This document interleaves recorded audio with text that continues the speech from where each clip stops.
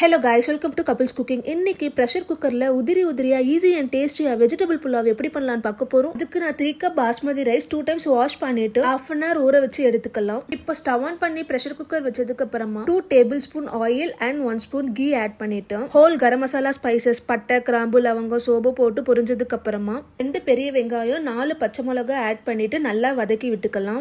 வெங்காயம் பொன்னிறமா வதங்கினதுக்கு அப்புறமா ஒரு கைப்பிடி புதினா ஆட் பண்ணி நல்லா மிக்ஸ் பண்ணிக்கலாம். 1 ஸ்பூன் இஞ்சி பூண்டு பேஸ்ட் ஆட் பண்ணிட்டு ராஸ்மல் போனதுக்கு அப்புறமா வெஜிடபிள்ஸ் ஆட் பண்ணிக்கலாம். நான் இன்னைக்கு கேரட் பீன்ஸ் பட்டாணி தான் எடுத்திருக்கேன். அதை ஆட் பண்ணிட்டு தேவையான அளவு உப்பு சேர்த்துட்டு நல்லா மிக்ஸ் பண்ணிக்கலாம். நல்லா வதங்கினதுக்கு அப்புறமா 1 கப் பாஸ்மதி ரைஸ்க்கு 1.5 கப் தண்ணி, 3 கப் அரிசிக்கு 2 கப் தேங்காய் பால் ஆட் பண்ணிட்டு மிச்சம் 3 கப் தண்ணி ஆட் பண்ணிக்கிறேன். மூடி போட்டு ஒரு 5 மினிட்ஸ்க்கு அப்புறமா தண்ணி நல்லா கொதிச்ச உடனே ஊற வச்ச ரைஸ் நம்ம ஆட் பண்ணிக்கலாம். இப்போ உப்பு கரெக்டா இருக்கான்னு செக் பண்ணிட்டு ஒரு கொதி வந்த உடனே குக்கர் மூடி போட்டு க்ளோஸ் பண்ணிக்கலாம். 2 விசில் இல்லனா மீடியம் ஃப்ளேம்ல 20 மினிட்ஸ் அப்புறமா ஓபன் பண்ணீங்கன்னா டேஸ்டியான vegetable pulao ready. 1 table spoon ghee add பண்ணிட்டு சர்வ் பண்ணீங்கன்னா டேஸ்ட் அல்டிமேட்டா இருக்கும். வீட்ல ட்ரை பண்ணி பார்த்துட்டு சொல்லுங்க. இந்த சேனல் உங்களுக்கு பிடிச்சிருந்தா லைக் ஷேர் அண்ட் சப்ஸ்கிரைப் பண்ணுங்க. தேங்க்யூ ஃபார் வாட்சிங்.